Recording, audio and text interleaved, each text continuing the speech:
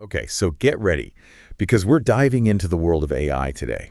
Sounds fun. It is, it is. We're talking all about prompt engineering for GPTs. Yes. Yeah, so like all those articles and notes we've been going back and forth on, Yeah. figuring out how to really make these things sing, you know? It's like having a superpower. It is.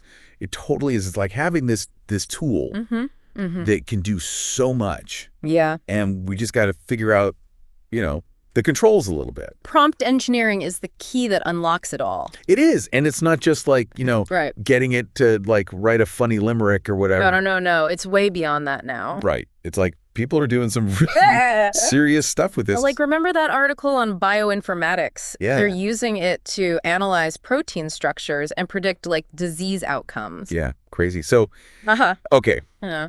Before we go too far down the rabbit hole here, Okay. let's just Back up.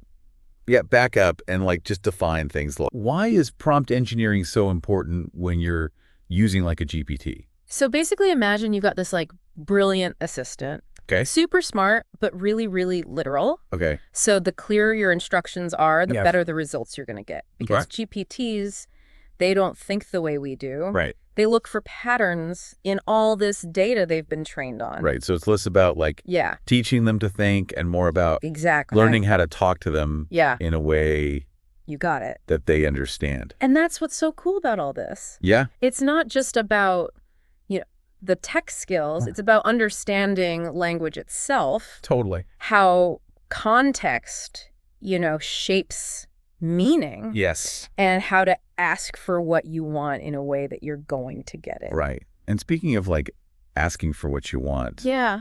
I noticed in your notes you're talking about different types of prompts. Right. You've got like simple instructions, you've got the question and answer, and then what was it? Persona prompts? Yes. What are those all about? This is where it gets really cool. Okay. Remember that study on GPTs writing marketing copy? I do, yeah. So they use these persona prompts Uh, to make the GPT act like different people, like what? like a copywriter, an influencer, Okay. even historical figures. So like what you're telling it to act like, Yeah, like Don Draper or something. exactly. And the results were amazing.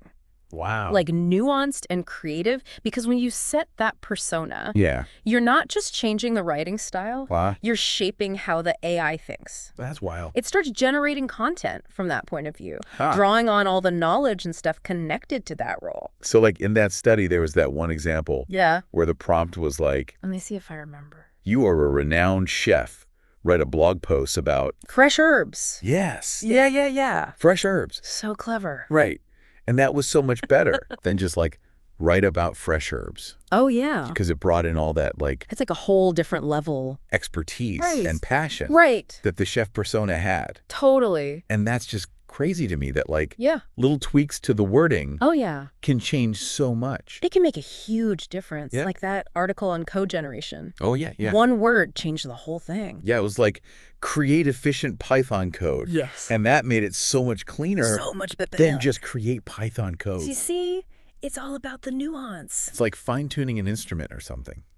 Exactly. You're getting it just right. Experimenting, iterating, Yeah. paying attention to the little things. It's making me think about how I ask for help in general. Oh, interesting. Not even just with AI. Like, Right. if I'm more specific, Yeah, I'm going to get a better result. absolutely. It's a good life lesson. It is. That's why this is such a valuable skill. It makes you think critically about language, Huh. about context, Yeah. about how to communicate clearly. So for our listeners out there Yeah. who are like, okay, I want to try this out. Yeah. Where did they begin? Just dive in, start simple, play around, Yeah. see what happens. Yeah. There's so much out there online, Right. communities, libraries of prompts, even Right. people sharing what works. That's great. Yeah. You don't have to be a coding whiz or anything. That's good to hear. It's about curiosity and just seeing what these models can do. Awesome. Yeah. So we've gone from like basic definitions Uh-huh. to some pretty mind-blowing stuff. Yeah, This is really an evolving field. it is. And we're just getting started. That's so exciting. It is. Now that you know how to talk to them, what are you going to create? It's like we've been handed the keys Yeah. to this whole new world. To the future. So this deep dive is all about giving you the inside scoop on prompt engineering. what it Hmm. is, how it's being used. And maybe some of the challenges. Definitely. We're going to talk about real-world applications in education and business, the magic of retrieval augmented generation. We'll definitely need to break that down a bit. Of course, don't worry, we'll make sure everything is crystal clear. And we'll even hear a story about someone who planned a vacation with ChatGPT. Wow, using AI for vacation planning. Now that's something I want to hear about. Oh, it's a wild ride. Yeah. But before we get ahead of ourselves, let's start with the basics. Back to square one. Right. What exactly is prompt engineering? Well, think of it like having a conversation with AI. But instead of just chatting, you're giving it very specific instructions to get the results you want. Okay, so it's about crafting those instructions, the prompts, to make sure the AI understands what we want. Exactly. And the speaker really emphasized that the quality of the prompt can make or break the AI's ability to deliver. So it's like giving someone directions, but instead of a map, we're using carefully chosen words to steer the AI. That's a great analogy. The more specific and clear the instructions are, the better the AI will perform. Makes perfect sense. Now, this conference wasn't all theory. They showcased some awesome real-world examples of prompt engineering in action. Oh, I love seeing how these concepts actually work in practice. Me too. And one that really stood out to me was the idea of an AI tutor. Imagine a personalized AI guide that helps students with their coursework. An AI study buddy. That's cool. Right. And that's where retrieval augmented generation, or RAG, comes in. It's like giving the AI tutor access to a massive library of information so it can pull relevant info from academic databases to answer questions accurately. Wow. That's like having a walking encyclopedia as your tutor. It really is. No more frantically searching through textbooks or notes. That would save me a lot of late nights in college. I hear you. And the applications go beyond education. They also talked about using a similar system in businesses to handle those repetitive questions that can slow things down. I can definitely see how that would be useful. Right. One speaker talked about getting bombarded with the same questions on Slack all the time. So what did he do? He built a bot. It could automatically pull answers from internal documents. No more searching through company wikis or bugging colleagues for answers. That's brilliant. Talk about a time saver. It is. So we can see that prompt engineering and RAG can be used to make information way more accessible. And streamline all sorts of processes. Exactly. Now, the conference really dug into different prompting techniques, which I found super fascinating. Like what kind of techniques? Well, one they talked about is role prompting. It's basically giving the AI a specific persona to guide its behavior. Oh, interesting. Can you give an example? Sure. Imagine you need some code written. Instead of just asking for the code, you could tell the AI to act as a senior developer. And that would change the way it generates the code. Exactly. You're giving the AI context and making it think like someone with specific expertise. That's a really clever way to influence the output. It is. And they also talked about this technique called unfinished chat prompts. Unfinished chat prompts. What's that? It's about simulating an unfinished conversation to give the AI context. Yeah, I'm not sure I'm following. Let's say you want to know how to turn on dark mode on your phone. You could simulate a chat with Apple support like you're asking them for help. Ah, I see. So you set up a scenario the AI is familiar with. Right. You give it context and lead it towards a more specific answer. That's really clever. It's like giving the AI a little nudge in the right direction. Exactly. They also covered zero-shot and few-shot prompting. Those sound familiar. They're pretty straightforward. Zero-shot is basically asking a question directly without any examples. And few-shot is giving the AI a few examples to show it what you want. Like, here's how I want you to translate this sentence. Or, this is the style I want for this Craigslist ad. Exactly. It's about giving the AI a template to work with. I could see how that would give you more control over the results. Definitely. Now, one speaker shared a story that really highlighted the importance of context when it comes to AI. Oh, this is the vacation story, right? Yes. He used ChatGPT to plan a trip to Bali, which is pretty cool in itself, but it's what he learned along the way that's really interesting. I'm intrigued. What did he discover? He noticed that AI models, even though they're impressive, still have a hard time grasping context the way humans do. In what way? Well, he noticed ChatGPT would forget details he had already provided, like his travel dates. It would keep making suggestions that didn't align with what he'd already told it. So it was struggling to remember the conversation and keep things consistent. Exactly. And it made him realize that AI, unlike us, relies mainly on text. Humans use so much more than just text when we process information. We have visual memories, sounds, smells, All those things contribute to our understanding of context. Right. AI doesn't have that same rich tapestry of experience to draw on. It's like trying to understand a story without seeing the pictures or hearing the voices. That's a really powerful analogy. R- It makes you appreciate how much we take for granted in our everyday interactions. Absolutely. So this guy started experimenting with different prompting techniques to try and improve ChatGPT's understanding of context. Like what? What kind of things did he try? He tried being super explicit with his instructions, breaking down complex requests into smaller steps, and even using role prompting to make ChatGPT act as a travel agent. So instead of just saying plan a trip to Bali, he might have said something like, "You're my travel agent, my budget is this, I'm interested in this, and I'm available on these dates." Exactly. And those techniques seem to help to a degree. ChatGPT was able to give more relevant suggestions and stay on track better, but it still highlighted the limitations of AI when it comes to handling context like humans do. Well, that's not surprising, is it? AI is still evolving. It's fascinating to see how people are experimenting with these prompting techniques. Absolutely. And speaking of pushing boundaries, another speaker at the conference talked about designing a video game entirely using AI. Wait, a whole video game? That's amazing. It is. They didn't just use AI for the code, they used it to design levels, create characters, and even come up with the game's concept. How do they do all that?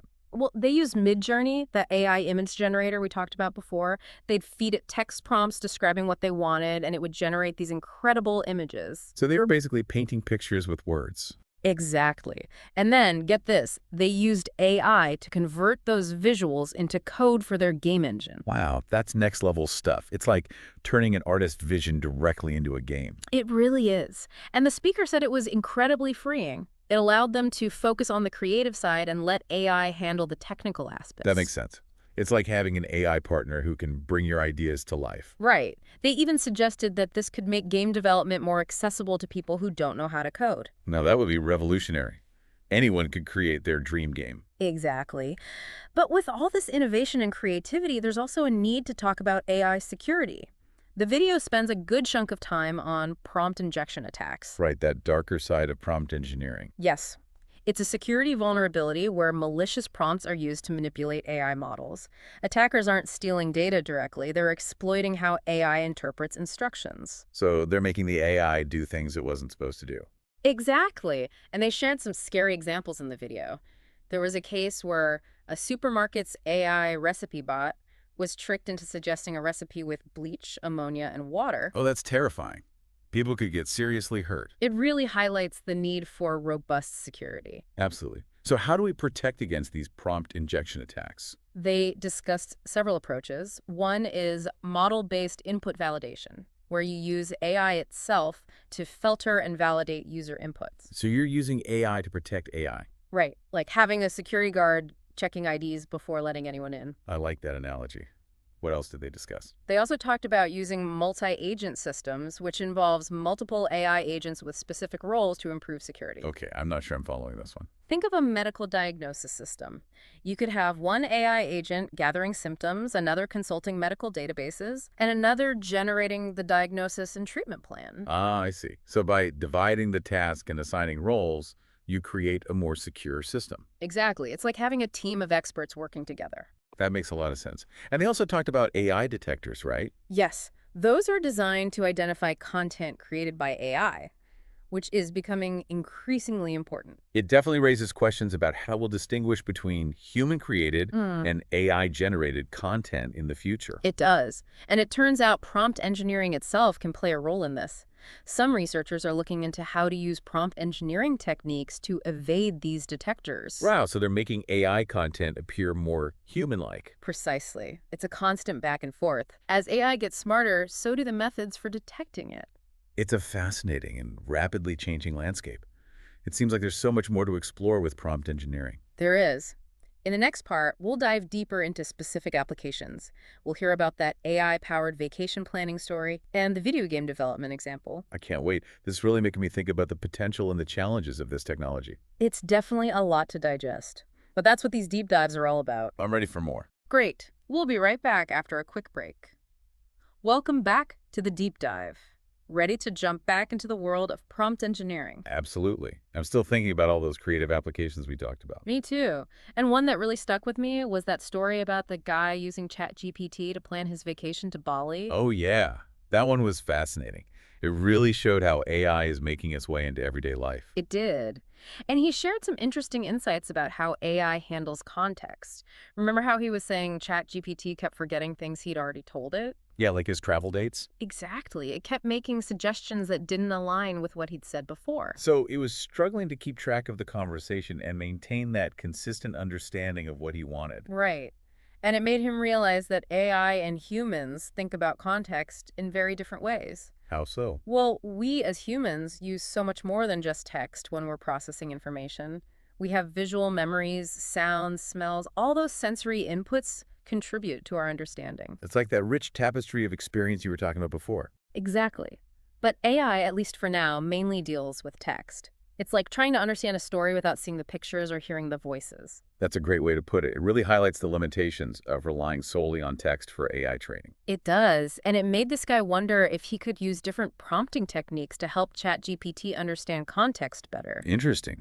What kind of things did he try? He tried being super explicit with his instructions, breaking down complex requests into smaller steps, and even using role prompting to make ChatGPT act like his personal travel agent. So instead of just saying, plan me a trip to Bali, he'd give it more specific details and a defined role to play. Exactly. And those techniques seemed to help a bit. ChatGPT was able to make more relevant suggestions and stay on track better. But you said it still highlighted the limitations of AI when it comes to context, right? It did. It showed that while AI has come a long way, there's still a gap between how AI and humans process information. Well, that's to be expected, isn't it? AI is still a relatively young field. We're learning more about its capabilities and limitations all the time. That's true. And it's exciting to see how people are experimenting with these different prompting techniques to push the boundaries of what's possible.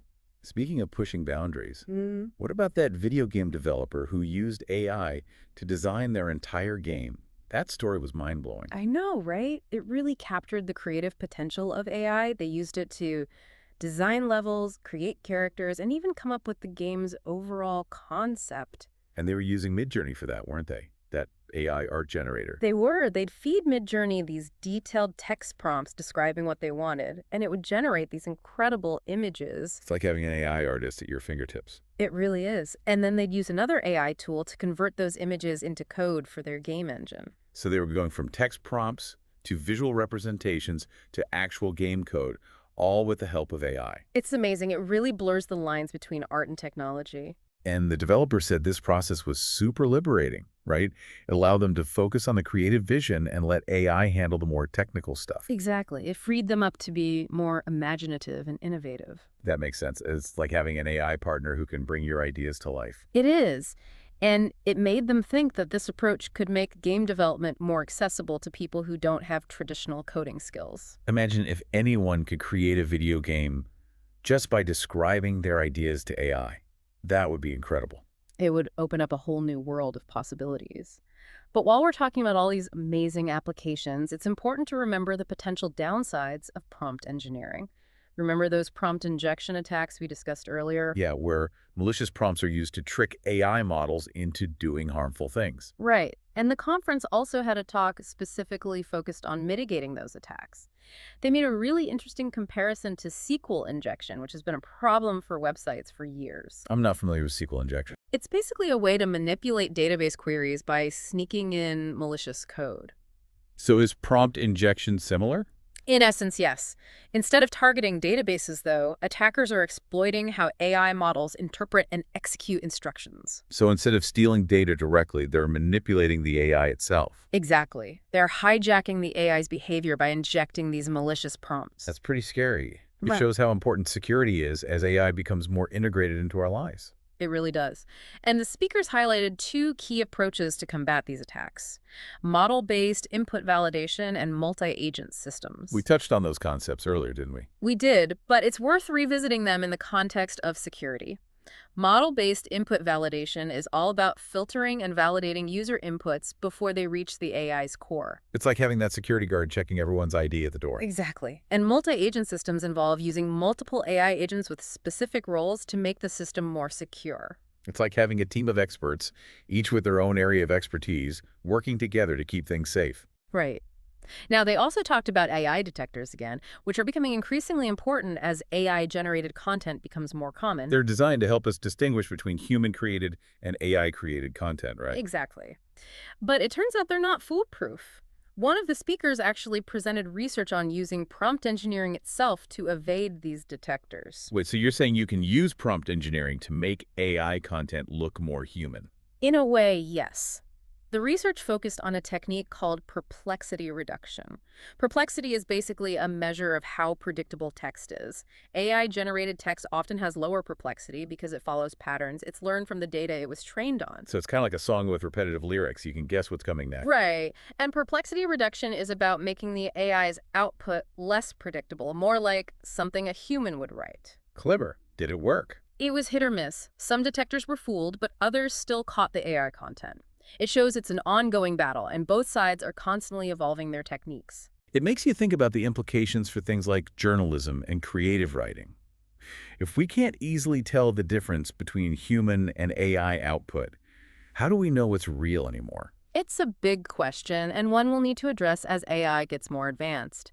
But for now, let's move on to another fascinating aspect of prompt engineering: how it's being used to improve conversational AI systems. Oh, this is where we hear more about that Bali vacation planning story, right? It is, and it really highlights some of the key differences between how AI and humans think. I'm curious to hear more about that.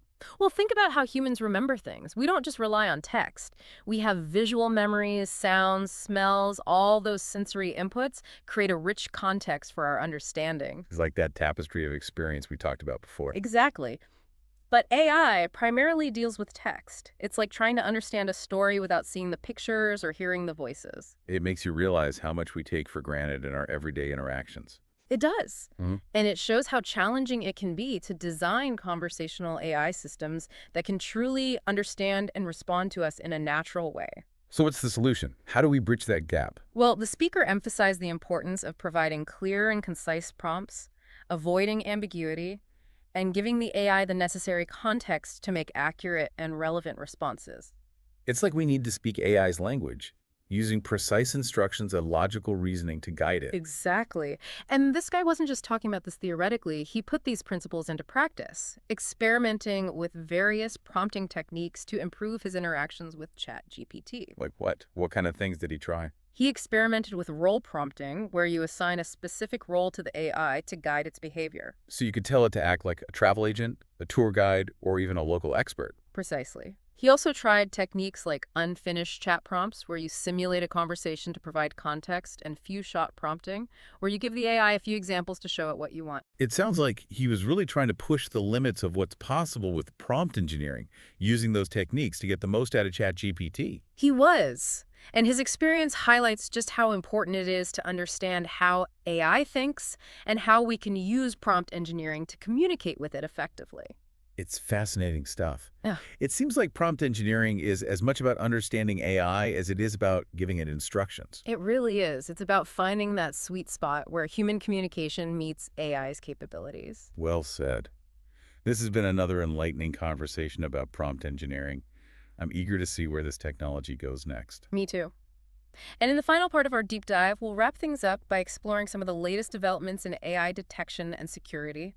We'll also touch on some ethical considerations and parting thoughts on the future of prompt engineering. Sounds great.